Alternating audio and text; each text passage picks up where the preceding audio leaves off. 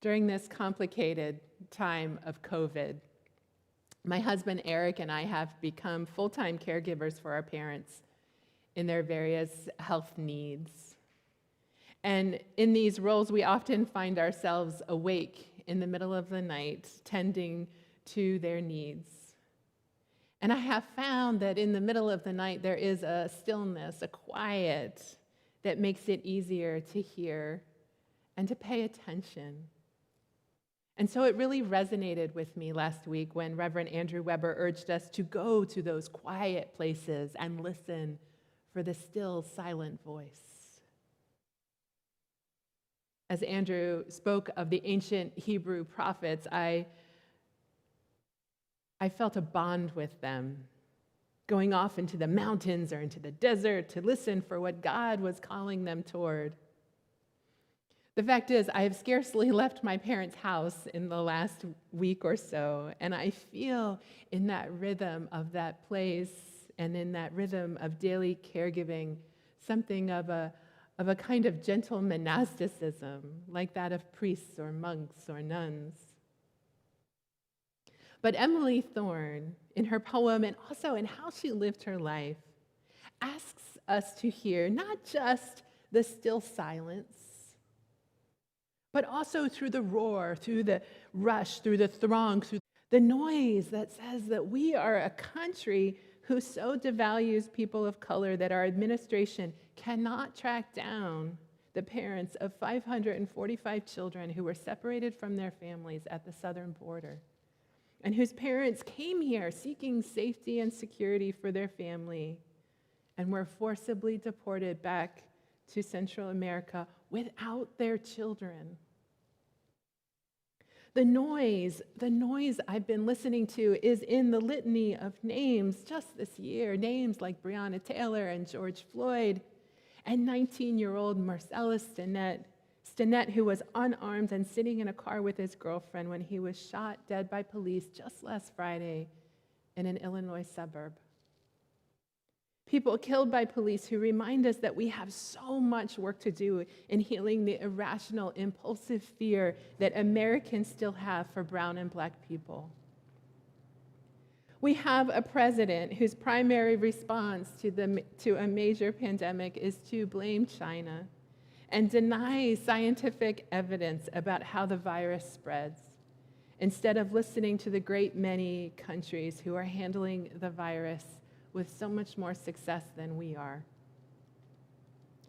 And meanwhile, COVID ravages the United States in record numbers. The nursing home where my father was recovering from a stroke last month had a significant COVID outbreak while he was there, forcing them to be short-staffed in a country that already undervalues those frontline nursing assistant staff members. Now, my father did not get COVID while he was there, but he did end up in the emergency department, worse off than he was when he first had the stroke. And so my family is now undertaking kind of a strange feat, a very COVID-era kind of decision. We are trying to keep my father at home and out of the nursing home during COVID. And in the last weeks, I've learned a great many home health skills, from working feeding tubes to catheters to wound care and occupational therapy and stroke recovery. And I'm so grateful to this church for allowing me to work part-time as my family figures out this path forward. And what I want to talk with you about today is the concept that is giving me hope right now, both in the quiet and in the noise. I want to talk with you about neuroplasticity. Now, stay with me here. When someone has a stroke, if they survive, they could have lost their ability to walk, to talk, to eat by mouth. They might lose their ability to reason, to problem solve, to remember things. Depression rates are high among stroke patients, I assume in a large part because one can lose so much in just an instant. Imagine suddenly being catapulted back to the same level of functioning you had as an infant. It could be devastating. But neuroplasticity is this idea that the human brain is capable of learning and growing and developing at every stage of life, not just in infancy and in childhood. And so even as one's body is shutting down due to aging or disease, new pathways can still be formed in the brain to develop cognition, to repair trauma, and to strengthen the body. Neuroplasticity is the capacity for the brain to be flexible enough, like plastic, to grow and learn and again solve problems and do all the things, or at least many of the things that the brain was capable of before. But the thing is, it's not easy. Imagine the incredible trauma of a massive stroke. I'm grateful that my father has regained his capacity for speech, but imagine the person who has lost their entire capacity for speech, who must slowly relearn every step of learning to speak again. The fact that when you take your tongue to the top of your top teeth, right, and it kind of taps there, you get this T sound. So learning that again. Learning that when you make a circle with your lips, you can get an ooh sound. Putting those together, ooh, and now you have a word, to. Imagine learning speech all over again. And some of you might know that slow work of retraining your brain. And each day facing the daunting task of returning to a practice that you trust will work. You trust it will lead you to talk again. But frankly, you don't actually know that it will work.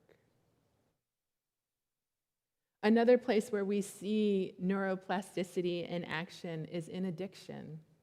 The path to addiction, say to alcohol, starts when one is feeling stress or depression or some feeling that they wish not to feel, and so they choose to drink to escape the feeling or to choose to feel something different. And then they do that a second time, and then a third. And after a while, the brain's chemistry physically changes. The brain begins to expect that next drink. And so the brain prompts the person to drink by creating a craving, urging the person to drink more and more. And suddenly the person isn't even consciously deciding whether or not to drink. They're just acting on an impulsive and insatiable desire to drink. They have trained their brain to depend on alcohol, even though alcohol is ruining their relationships, losing them their job, making them miserable. And so to escape from that pattern of drinking, they have to figure out how to create new patterns in the brain and new habits, and they have to stick to them day after day, one day at a time, as they say, until it starts to become the new pattern. Neuroplasticity reminds us that we can bounce back and return to who and what we wish to be, but you can't simply wish for it to be true.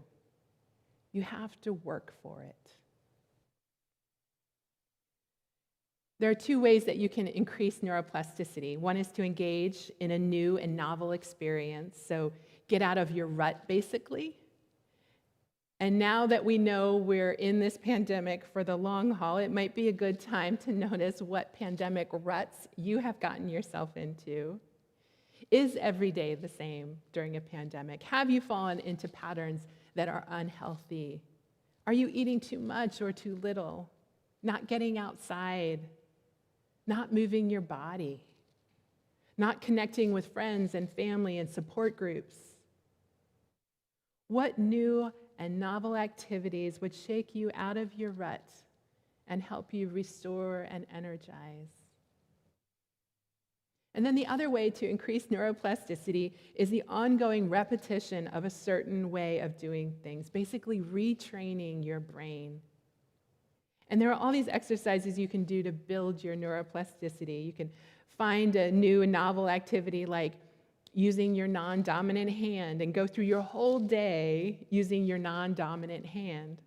You can pick up a new musical instrument and practice it day after day. You could commit to an ongoing practice of complex word or number puzzles. The bottom line, though, is you engage in new experiences, even during a pandemic, and you commit to it over and over again until it is not so novel anymore. This is how we forge new pathways of strength and healing. And the thing is, what I believe that neuroplasticity does for what it teaches us about the possibility for growth and learning for our individual brains, I believe is applicable to our collective brain. By the collective brain, I mean our systems, society, government, institutions, communities, social networks, the places where the noise sometimes overwhelms us by the embedded pathways of systemic racism, homophobia, classism, transphobia. There is no question that our collective brain needs new ideas and ongoing rigorous practice to heal. So I want to share a story that's going to seem very unrelated, but some years ago, I was at a conference in Clearwater, Florida. And the hotel was right on the beach. It was really beautiful. It was this, and they had this hotel restaurant and tables outside on the beach, on the sand.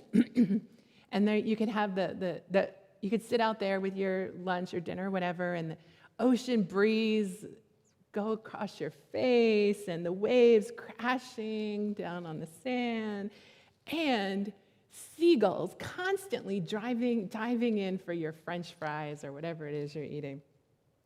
And so this hotel had staff people whose only job it was to shoo away those seagulls from increasingly annoyed diners.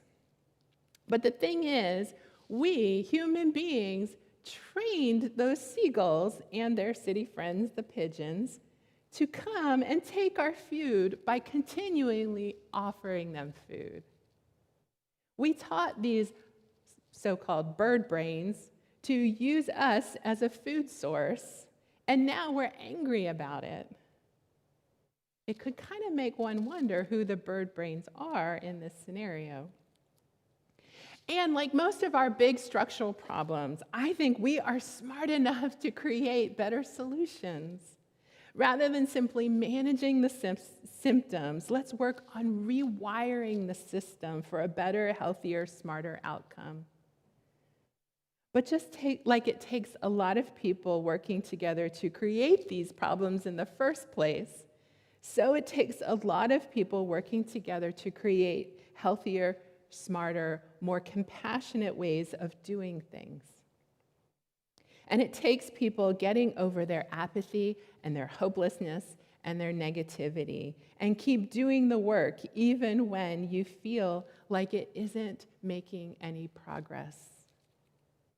If Emily Thorne can overcome the impact of her stroke by learning to use her non-dominant hand to write and to paint, if countless other stroke patients can learn the fundamentals of speech and movement, having regressed to the capacity of an infant, I know that if we really want to heal our world, that healing is possible.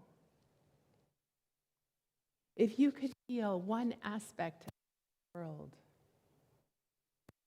aspect of our broken world, I wonder what one aspect you would wish to heal. And I think that that is what Emily Thorne is calling us to do. In her poem, our world can be a place of security and safety and love and for everyone. To listen for how we can live in harmony with our world and to partner with one another to infuse the collective brain with the values that we say are important to us. Catherine used a flower to touch Lachlan's feet so that he might stand against injustice, hands that he might reach for and grasp for great wisdom, ears that he might hear music in sacred silences. eyes that he might see beauty in every living thing, lips that he might speak the truth, and heart that he might know love and give love abundantly, openly, courageously. And can I tell you, being in the same room with Lachlan and Arlie brought me so much joy, even at a social distance, even with masks on. These young children embody so much hope and possibility. But for me, the most significant part of our child dedications is the promises we make. We promise to nurture you along the way. We promise not only to teach you, but to learn from you. We promise to stay in right relationship with you. We respect you, and we will do the work to see you. And we do this faith work of covenanting and setting intentions because we're trying to rewire the collective brain toward the values that will make our world healthier.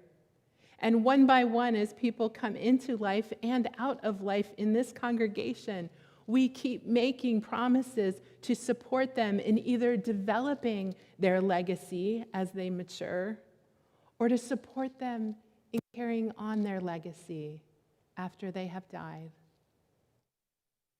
That is part of how we practice our faith.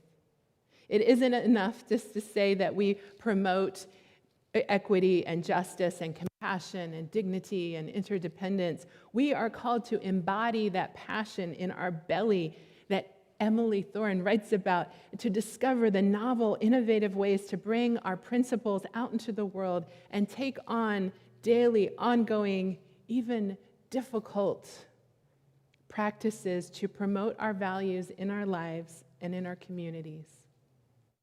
And to believe that our world is possible of transformation toward healing and wholeness, even when progress is so slow and perhaps not even visible. I mean, how would our presidential debate sound if candidates understood their interdependence with one another and the world? How would we receive refugees at the border if we understood that they are no different than us, born into inherent worth and dignity, but born into different circumstances and without the level of unearned privilege that so many white Americans have? How would our own lives change if we believed that everyone should have a voice? And so we listen for how we continue to grow and develop and heal our collective brain. I think of those ancient Hebrew prophets whose work it was to listen for the still silent voice of God. But I wonder whether it wasn't so much that prophets are people who are supposed to be sitting around listening for God's voice, but instead that those people, those average people who do that work of deep listening, are the ones who become prophets, the ones whose voices rise above the rest to speak the truths and the wisdom and direction that our world so needs us to hear. And sometimes we are meant to listen for the voice of God, the voice of love, the voice of interdependence, the voice of justice, not just in the silence, but also in the noise, and to magnify that voice for all people.